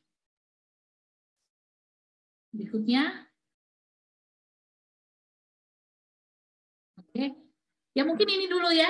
Kita selebihnya bisa diskusi interaktif, bisa dipelajari. Jadi benar-benar ini saya rasakan gitu ya bahwa ini adalah cairan bersejuta manfaat yang dari pengelolaan sampah organik. Jadi cuman jangan jijik gitu kan, oh ini sampah, enggak, sampahnya pun sampah pilihan. Bahkan kalau umpamanya tidak pilihan pun ya ini bisa digunakan untuk mencegah pencemaran. Jadi kalau umpamanya nih penyemprotan di TPA, nah itu bisa nih pakai sampah-sampah yang busuk, gitu, sampah-sampah busuk yang tercampur gitu ya. Itu asal dimanfaatkan untuk penetralisir pencemaran yang ada di sekitar TPA. Tapi kalau buat aplikasi di rumah tangga, ya pasti kita kan kepengennya yang bersih gitu kan. Nah silahkan pakai bahan-bahan sisa-sisa buahan sayuran yang memang masih fresh dan masih segar. Baik itu dulu sementara ya silahkan dipelajari. Nanti kalau tidak jelas bisa kita tanyakan pada sesi diskusi kita berikutnya ya. Baik, mungkin bagaimana ada yang ditanyakan ini ada dari stroke nih. Siapa dari Bu Rianti ya? Atau mau bertanya aja langsung? Silahkan Bu. Interaktif aja deh Bu, santai aja. Kalau saya bisa jawab, kalau tidak ya kita cari bersama gitu. Silakan Bu Yanti, jika ini mau bertanya langsung aja. Terima kasih, maaf. Ibu mau tanya nih barusan dengar Ibu menyebutkan kalau bisa untuk stroke gitu. Jadi saya langsung bertanya, aduh kalau stroke diapain ya, diminum atau di apa? Ya, jangan. Kalau Bu yang bisa diminum itu cuman untuk ekoenzim klasik ya Bu atau prebiotik. Tapi kalau ekoenzim ini itu juga cuma buat aplikasi luar. Nah, maka tadi saya sebenarnya ada di situ bagaimana buat detox nih. Berapa campurannya, berapa milik itu ada di modul ya, Bu. Mau di-share lagi, Bu? Coba di bawah itu ada tuh. Untuk kalau mau buat cuci piring tuh berapa, kalau untuk detox berapa, kalau untuk sanitizer berapa gitu ya. Itu tuh ada tuh komposisinya. Nih ya. Ya, nah ini buat pupuk kimia nih, ekoenzim. Jadi pertanian kita tuh nanti nggak kimia lagi. Kalau kimia tuh luar biasa. Nah ini ya, ini komposisinya ada detox nggak? Kalau nggak salah nomor berapa ya? Coba berikutnya lagi. Nomor 12 Bu. Nah jadi 1 baskom ya pokoknya 1 baskom 30 mili banding 1 baskom atau 1 ember air. Ya. Nah 30 mili ekoenzimnya itu nggak usah nunggu stroke lagi. Ini aja nih ini aja kalau mau tidur tuh 3 kali seminggu lah buat mengeluarkan toksin-toksin yang ada di tubuh kita. Kalau saya itu buat pengobatan tubuh probiotik karena kan ekoenzim ini kan hanya ekoenzim klasik. itu bahan-bahannya tuh memang nggak sembarangan dapet gitu loh, nggak mudah terakses. Jadi saya pakai probiotik, lalu saya konsumsi. Jadi kita mendetok. Nah, untuk perawatan luarnya bisa pakai ekoenzim. Jadi rendamkan aja nih kalau mau tidur, tapi jauhkan dari semua radiasi ya. Jadi nggak boleh pegang HP ya. Jauhkan tuh semua radiasi karena dia nangkap gitu. Akhirnya nanti kan berbalik ke kita gitu radiasinya. Jadi pakai ya buat seperti orang sauna gitu aja lah gitu. Kalau mau ya bisa berendam. Kalau ada bathtub gitu ya di rumah ya berendam aja gitu ya. Ini komposisinya demikian. Oke, 30 ml ekoenzimnya lalu 1 baskom air. Nah, itu ada memang rutin Bu. Dan kemudian dia pakai rebusan air kemangi. Akhirnya yang Bapak tadi dia stroke, dia juga ada diabetes, ada luka ya, luka yang tidak bisa disembuhkan, akhirnya luka kering dan beliau perlahan tuh bisa jalan. Yang sebelumnya tuh sama sekali nggak bisa jalan. Ini testimoni dari Bapak Joko dari Bali, pegiat ekoenzim yang beliau juga berhasil ya menetralisirkan bau dari TPA gitu. Oke nih bisul bulan ini. Nah ini tadi aja saya seminggu inilah saya teman saya minta Mbak Helda minta dong, Bu Helda ini minta ekoenzim yang setahun sudah fermentasinya. Oke, saya hubungkan dengan teman pegiat. Akhirnya dia punya, karena kan punya bank ekoenzim ya. Nah itu udah ditandain tuh yang memang lebih dari 5 jenis diaplikasikan ya. Jadi dia pakai kain kasak gitu, dia kompres. Terus telepon langsung, "Bah kering sama ininya." Aduh, saya senang banget. Aduh, alhamdulillah gitu. Dan dia cenderung maksudnya tidak terbatas lah ya untuk bisa akses pemulihan, penyembuhan. Nah, jadi dengan adanya komunitas ekoenzim ini, orang yang tadi ya susah terakses pada penyembuhan itu, dia terbantu gitu. Ini kan sesuatu yang ya ibarat saya aplikasi dari zikir kita kepada Tuhan gitu kan, kepada Allah gitu. Nah, ini yang manfaatnya mas saya bilang luar biasa. Itu mungkin bisa menjawab Bu Rianti ya. Ya Bu Helda, dilanjutkan sekali lagi ya, penasaran. Itu ekoenzim waktu pembuatannya yang terbaik yang mana? Yang 3 bulan, 6 bulan, 1 tahun? Dan penyimpan paling minimal fermentasi itu 3 bulan ya, jangan kurang dari 3 bulan. Ya paling bagus berapa bulan? Ya kalau namanya fermentasi sebenarnya lebih lama lebih bagus karena dia kan akan bereaksi ya kimia itu gitu kan. Makanya kan kayak wine atau orang-orang yang suka minum atau di Cina ya perawatan itu kan dia ada yang masanya dia tandain gitu berapa tahun ini, semakin lama fermentasi itu semakin bagus kualitasnya. Jadi dia menghasilkan enzim yang lebih kaya gitu ya. Nah, tapi kalau toh 3 bulan ya sudah cukup untuk tadi manfaatnya juga bisa kita rasakan. Jadi tidak boleh kurang dari 3 bulan, tapi lebih dari itu silahkan gitu. Kalau penyimpanan ya tadi saya katakan jangan terakses pada sinar matahari langsung, jangan dekat kamar mandi WC, jangan dekat wifi gitu ya, karena itu terganggu wifi-nya kita. Dia nangkep radiasinya cukup besar ternyata. Bu Helda, kalau kita simpan di tempat itu terus gitu lah, sesudah 3 bulan masih di tempat itu terus, selalu kayak saya kasih keran gitu, kalau mau butuh baru diambil, kalau enggak dibiarkan terus fermentasinya, itu bisa? Bisa. Saya ini ada beberapa yang saya lebih dari 3 bulan nggak saya apa-apain gitu ya, masih aja tersimpan di ini, boleh. Cuman kan gini rugi karena wadah itu kan bisa kita manfaatkan lagi buat pembuatan ekoenzim yang baru gitu kan. Gini loh, kadang tuh berlebih ya ekoenzim tuh kita bisa share, sahabat, berbagi buat macam biar mereka melakukan yang sama gitu. Kadang teman-teman tuh berlebih memang ekoenzim, akhirnya karena di komunitas di Tangsel itu peminat ekoenzim tuh luar biasa, berlebih, akhirnya kita bikin bank. Jadi kalau kita monitor nih ada yang bencana alam, banjir mamanya ya, itu kan kontaminasi. Nah, disemprotkan itu akan mengatasi semua tadi yang kita tidak kehendaki dari dampak bencana alam tersebut. Nah, kita bisa sumbang itu, Bu. Jadi disemprotkan ke udara. Nah, ya kebayang aja, ini udara kita nih butuh treatment ya. kualitas udara kita ini udah buruk banget gitu. Jadi memang lakukan aja itu buat menyemprot semua. Jadi sayang juga sih sebenarnya ya.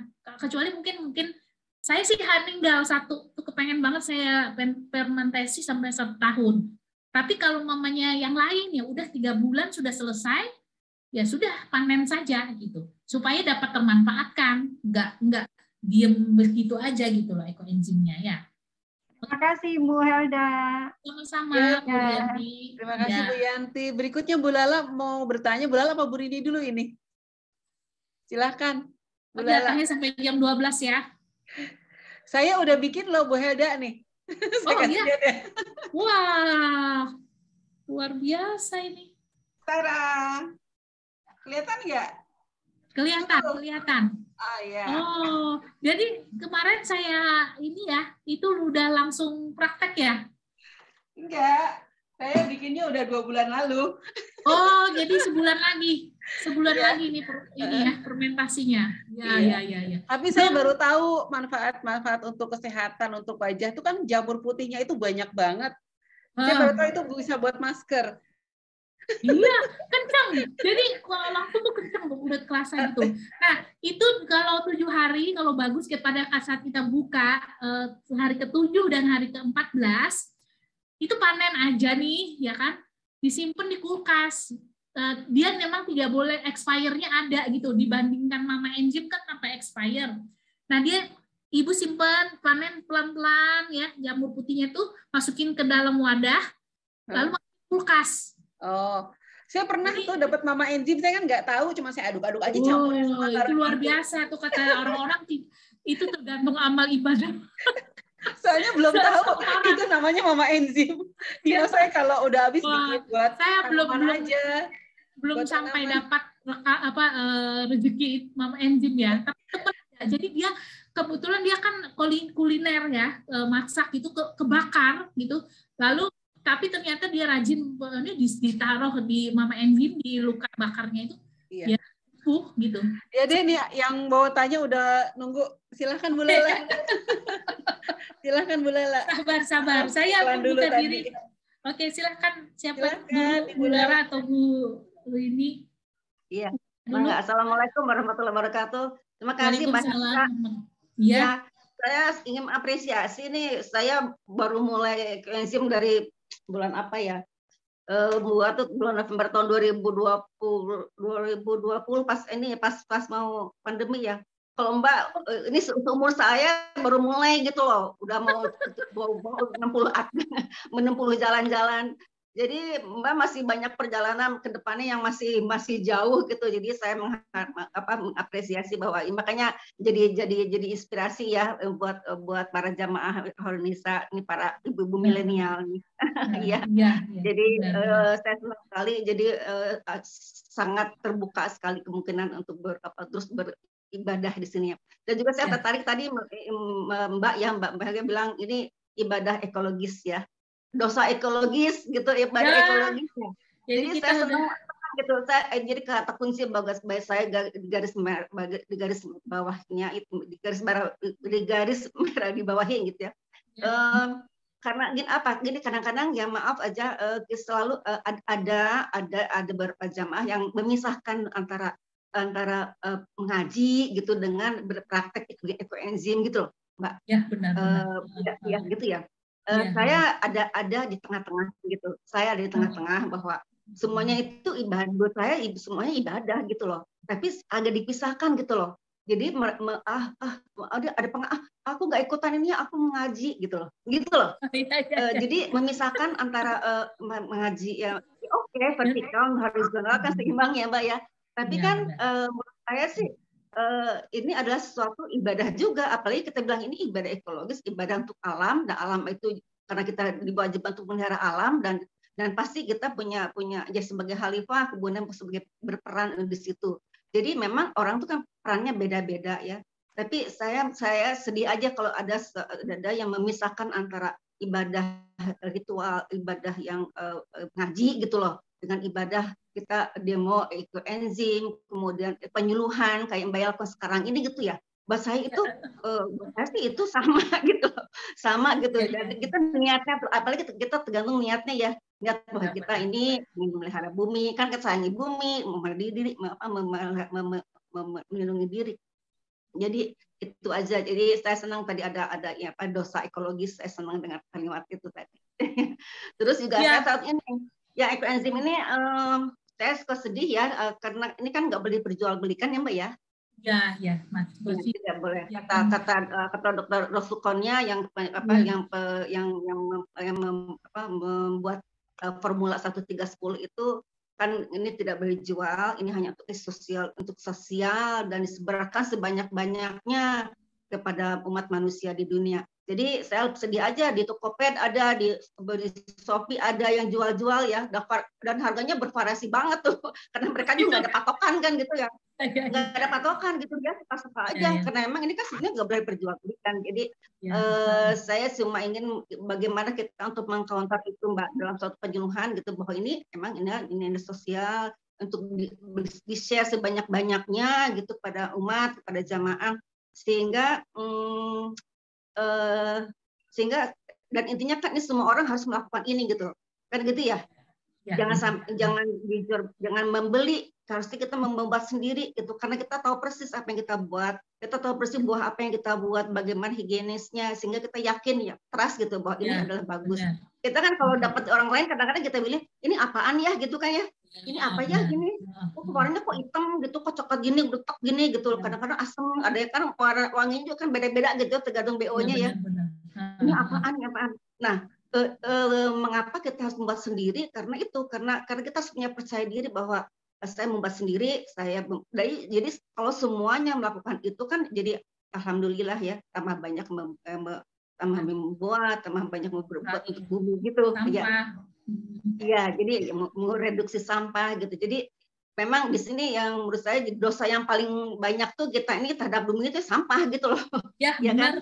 Yang paling sehari-hari kita lakukan, kita produksi, apalagi sampah organik ya, sampah organik yang memang menghasilkan gas metan yang mempertebal gas rumah kaca gitu. Nah, kesadaran itu yang memang harus kita tanamkan dulu bahwa ini loh dosanya kita gitu ya, tadi Mbak bilang gitu. Jadi saya senang tadi menyampaikan itu. Jadi selamat untuk Mbak Helga diteruskan, jadi kita bisa sharing ya kapan-kapan ya. Silakan. Dan maksudnya gini, sebaik-baiknya sebuah ilmu kan adalah diamalkan, dibagikan, dan kemudian disebarkan.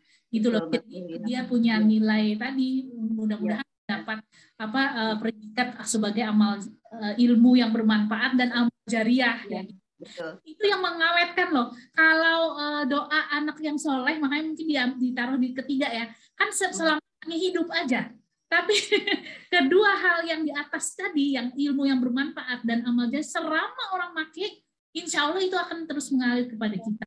Jadi ini saya kepengen, makanya itu saya tuh agak lebih exciting dipanggil oleh komunitas Muslim gitu lah ya. Karena saya tuh penasaran kemarin, apa bener ya, cuman pemakai, kan kadang orang persepsi ngaji dulu di masjid gitu kan. Gini, itu adalah memang menjadi hak Allah gitu yang vertikal. Tapi kan secara horizontal kita diminta untuk pembuktian sebagai urusan vertikal tadi. Lalu saya mencari googling nih, dan itu mungkin sekali saja. Setelah saya cari lagi saya nggak dapet. Tapi sempat saya hitung yang nadanya sama ya. Itu kan ada yang tidak sama, tapi substansinya sama. Seruan jangan kamu berjalan di muka bumi. Itu kata itu ya. Jangan kamu berjalan di muka bumi. Itu diulang dalam Al-Qur'an sebanyak 21 kali. Plus dengan yang seruan sesubstantif. Yang maksudnya sama seruannya, bahwa tidak boleh melakukan kezoliman kepada alam. Sepakat. Mungkin apakah tidak ada yang tidak sepakat di sini?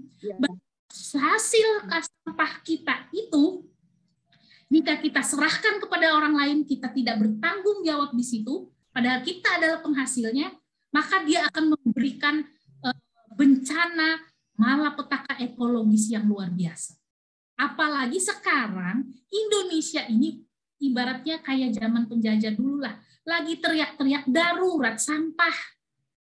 Sampah kita itu udah semua tong sampah besar TPA se-Indonesia itu penuh, Bu, di Bandung, di Jogja, di Makassar, dimanapun teriak-teriak sudah. Tapi pemerintahnya udah nggak sanggup.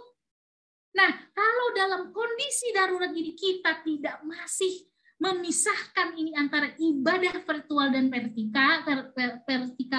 horizontal, ya dosa lah ini. Sekarang gini aja, apakah menyadari gitu? Siapa tahu sampah yang kita kirimkan ke tong sampah kita itu lalu diangkut sama petugas sampah dan diletakkan saja di TPA, tiba-tiba ada pemulung dan kemudian tertusuk tusuk satenya kita, lalu kemudian dia tetanus, 2 orang di Bandung itu meninggal. Apa itu bukan sebuah desa ekologis? Jangan-jangan itu sampah sumbangan kita. Nah, jadi saya bilang ini bukan hal main-main. Seharusnya pemuka agama sudah harus segera mengubah gaya ceramahnya. Karena lingkungan kita ini udah sekarat, apalagi sudah ditambah dengan isu perubahan iklim. Dan 11% dari sampah yang tidak terkelola itu menyumbang emisi gas rumah kaca. Kita ini penyumbangnya.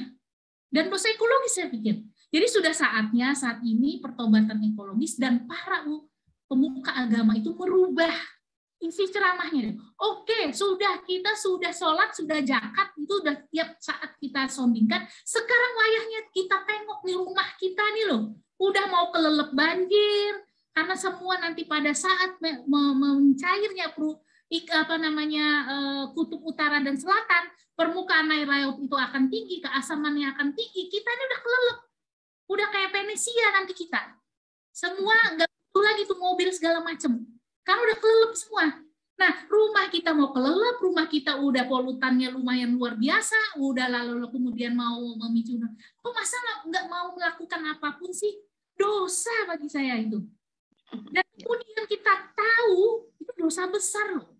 Makanya saya bilang, kalau kita sudah tahu bahwa sampah ini ketika ada intervensi kita di situ, dia akan mendatangkan resource baru. Resources terbarukan bisa menghasilkan listrik yang kita akhirnya tidak eksploitasi batu bara yang merupakan pencemaran luar biasa batu bara ini. Kita kan semua listrik kita itu dari hasil batu bara. Nah, kalau sampah ini bisa kita alihkan pada energi terbarukan itu, ya, ini kan gimana ya? Saya bikin gini, kalau orang menolak resources terbarukan, itu kan arogan ya, sombong. Nah, itu dianalogikan oleh Allah pada penciptaan Nabi Adam waktu itu. Iblis menolak. Maaf, dipotong. Ya. Udah azan, mungkin masih ada pertanyaan satu lagi boleh? Lala, iblis aja satu kali sombong udah keluar surga. Nah, kita udah sombong bolak-balik. Nah, ini udah resources masa gitu ya. Boleh. Oke, Belda. Salam sehat selalu. Semangat. Ya, Bu Rini silahkan. Bu Rini. Masih ada nih, sudah aja, nggak apa-apa. Ya, silakan Bu Rini. Sampai 12 ya, sampai jam 12 ya. Oh gini, Assalamualaikum nih. Waduh luar biasa ini, saya baru pertama kali ikut, tapi waduh terkagum-kagum. Nah begini Bu Helda ya, itu tadi kan mengenai pemilahan bahan-bahan sayuran atau buah, itu apakah seperti biji pepaya atau biji jeruk itu boleh diikut sertakan ya? Itu. Nah jadi kalau saya ini ada pertanyaan, ada beberapa ya. Jadi kalau untuk mengenai supaya aromanya bagus, berarti kita dari awal udah kita bisa pilih ya. Jadi mungkin jeruk apa yang berbau seperti itu ya. Nah itu yang kedua. Dan kemudian tadi waktu pengadukan itu kan kita usahakan supaya tidak terkontaminasi. Jadi boleh pakai kayu atau boleh pakai tangan. Apakah tangan ini itu menggunakan sarung tangan? Ya. Nah, ya. Terus kemudian itu tadi mengenai ekoenzim itu sejuta manfaat, banyak banget gitu ya. Nah, apakah ekoenzim ini juga merupakan bahan dasar untuk misalkan tadi untuk bahan pencuci piring gitu? Itu tinggal ditambahkan apa sih essence untuk pewangi atau gimana gitu. Nah, yang sekarang ada di pasaran kan ada seperti gentle care untuk pencuci pakaian. Nah, apakah itu juga bahannya seperti ekoenzim itu? Itu aja Bu Helda. Terima kasih banyak. Assalamualaikum warahmatullahi wabarakatuh. Waalaikumsalam warahmatullahi wabarakatuh. Saya makanya senang nih, kalau Bu Rini ya, kayak dari ibu sekalian tuh saya menular semangatnya gitu ya. Jadi makin seru lagi nih, keliling untuk mengedukasi. Jadi tadi apa sih dari pertama saya jawab yang niat dulu ya. Bijinya apa boleh diikut sertakan? Biji, kalau saya itu kayak mangga, ya kan ada biji tuh. Nah, saya masukkan tapi itu di luar hitungan dari BU-nya, dari BO-nya, bahan organiknya, Bu Rini. Kan BO-nya ada ukurannya kan? Nah, itu di luar dari biji. Kalau hasil fermentasi, bijinya tuh ditanam lagi, itu katanya jempol, Bu, hasilnya. Jadi saya masukin bijinya, tapi di luar dari hitungan BO yang tadi kita. Bonus lah gitu kan. Karena dari yang biji tadi, kalau ditanam, dia tumbuh, itu kualitasnya bagus. Itu saya pernah dengar dari Narsum, demikian. Tapi saya belum lakukan. Ya. Jadi ada satu tempat wadah, itu memang ada kemarin saya mangga tuh, saya cemplungin aja. Saya belum panen ya.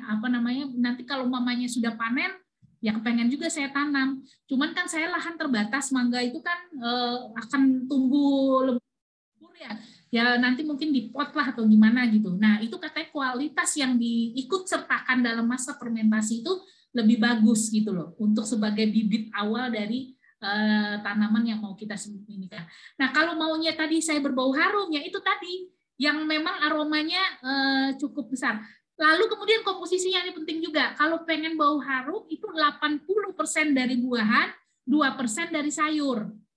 Karena kalau sayur total saja itu memang kadang baunya agak nggak enak gitu kan. Nanti takut mempengaruhi gitu loh buat aplikasinya.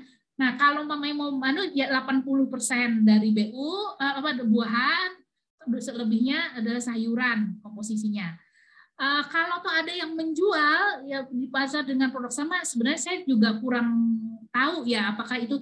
Ini kan karena kita cuma mau memanfaatkan sampah kita ini loh.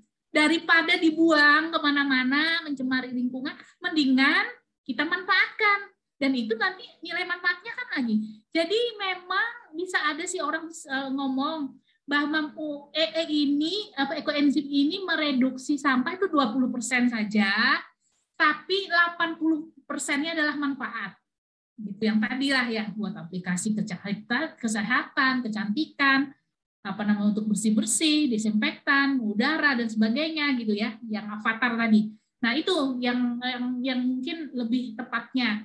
Jadi kalau kita udah ada sampah nih gitu kan, ya udah manfaatkan aja biar kita dapat manfaat berlanjutnya.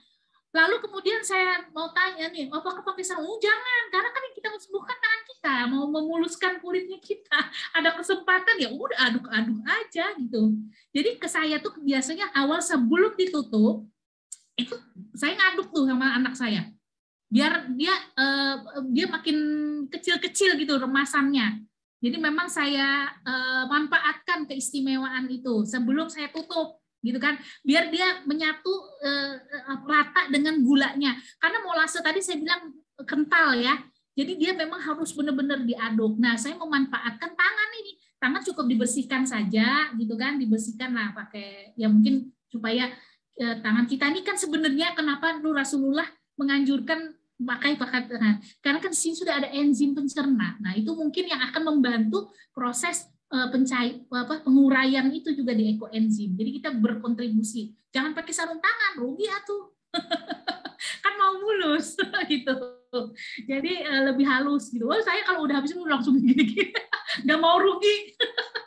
Jadi yang gatal-gatal saya gitu-gituin juga. Pokoknya apapun. Nah, dengan nyuci saya pakai saya mandi ya sekalian, Bu. Ngirit banget. Mandi udah cuci baju udah pakai saya ekoenzim. Esennya itu ada khusus, jadi di Etokpet ada. Dia dibuat tambahan aja, buat tambahan kita untuk supaya lebih. Saya ini memang terus terang original bau ekoenzim saya kurang suka. Jadi kalau saya tambahkan esen sedikit saja tuh, udah harumnya udah lumayan kena ya, sesuai dengan mau bawa rasa jeruk terserah gitu. Nah itu di Tokped ada organik juga ya, kita butuh lah. Sedangkan mesnya itu tadi MES itu dari pengolahan minyak sayur yang nanti membuat sabun tuh jadi lebih berbusa. Jadi kita kan kadang kan kalau bersihin baju ya, buangkan baju dalamnya kita gitu kan, kalau nggak berbusa kayak kurang bersih gitu ya. Nah jangan terlalu banyak juga tambahan mesnya, karena busanya juga nanti akhirnya akan menghemat air gitu ya untuk pembersihannya. Apalagi ya satu tadi tadi satu lupa lagi saya. Pertanyaannya apa ya tadi lah? Saya agak lupa tadi. Udah tadi Bu, mengenai gentle care, gentle gen itu sih udah. Ya silah kalau mau dipakai, tapi kan maksudnya saya dari sampah dapur kita saja kita udah bisa manfaatkan itu, ngapain kita harus beli? Saya terus terang nih saya udah pakai ketombean kemarin saya tuh ya lumayan hilang. Ketombe. Tinggal tambah mes sama esensnya ya Bu ya. Esensnya ya. Jadi bisa dicari di Tokped tuh ada Bu, ada ongkir apa Zapa inilah Zapa apa yang lu lupa saya tokonya tuh. Ya, tapi searching aja udah ketemu kok. Nah, Ibu boleh mungkin yang ekoenzim saya mungkin dari Bu Lala ya. Ekoenzim memang tidak diperjualbelikan, tapi turunannya bisa. Jadi mamanya kalau kita dari turunan ekoenzim menghasilkan sabun bar soap mamanya atau sabun cair, silahkan disinfektan, nggak apa-apa, itu nggak dilarang. Turunannya tapi ya, turunan produknya. Tapi kalau ekoenzimnya ya udah nggak akan, ini semangat spiritnya itu kan adalah berbagi. Jadi makanya itu tidak lazim lah untuk diperjualkan ya, etikanya demikian. Tapi kalau turunan produknya silahkan gitu, monggo gitu ya. Mau kalau jadi mau bisa ya buat Bu ya, misalkan sabun cair Hoirunisa. Iya. Untuk jamaah gitu. Ya, Bu, silahkan kalau mau berbagi lagi kan biasanya daya tarik Bu. Kadang setelah edukasi itu kami bagi-bagikan sabun cair ekoenzim ini. Nah makanya tertarik orang, oh iya gampang kok Bu gitu kan. Bahkan tuh kemarin ada ibu-ibu sapu, dia jadi mikir ekonomi kan, daripada dia beli sabun ini lebih baik udah dari sampah ini aja gitu loh, sampah buah-buahan yang ada gitu kan. Tapi ya itu untuk penggunaan sampah aplikasi rumah tangga, pilihlah sampah yang masih segar gitu ya kan. Jangan berbau busuk. Berbau busuk tuh buat jatah yang buat pencemaran itulah gitu. Itu mungkin ya yang bisa menjawab pertanyaannya. Ada lagi? Terima kasih banyak Bu. Ada yang bertanya lagi? Terima kasih Bu Rini, pertanyaannya bagus sekali. Ya. Silakan, ada lagi yang mau bertanya, ibu-ibu? Masih 5 menit nih waktunya. Ya. Masih ada lagi yang mau bertanya? Cukup kali ya? Cukup, baik.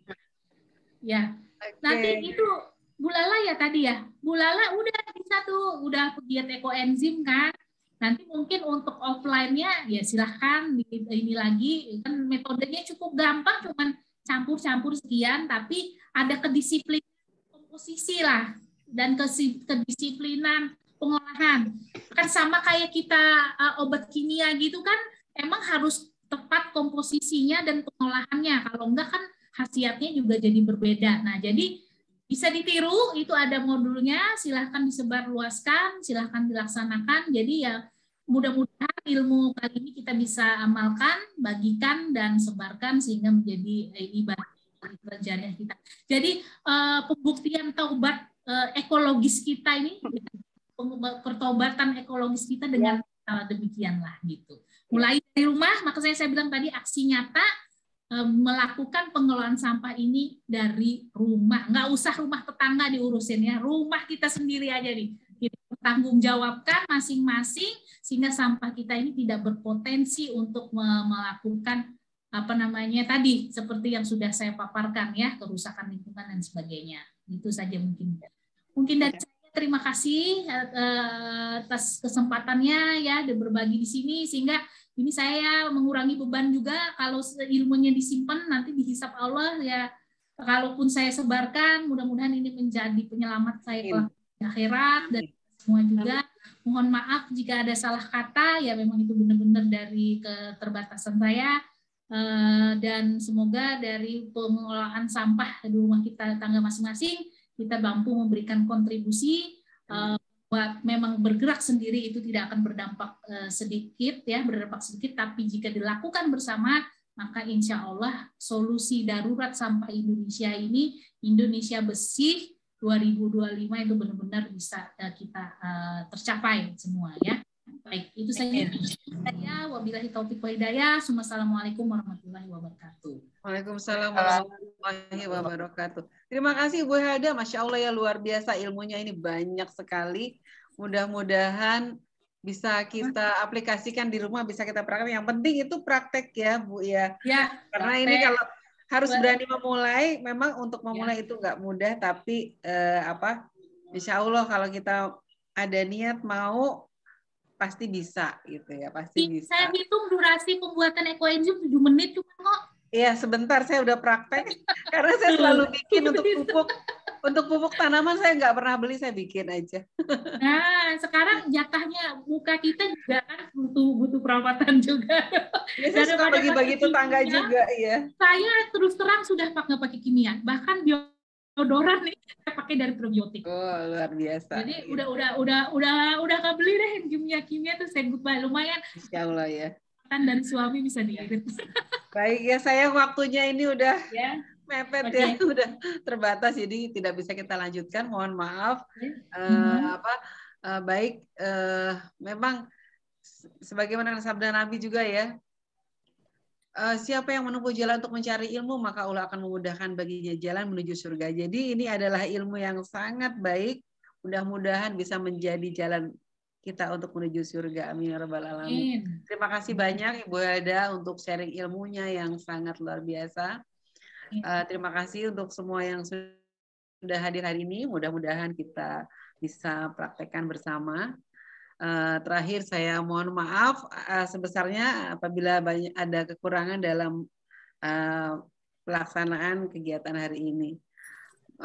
Mohon maaf atas segala kekurangan. Kita tutup dengan doa kafaratul majelis. Subhanakallahumma wa bihamdika asyhadu an la ilaha illa anta astaghfiruka wa atubu ilaik.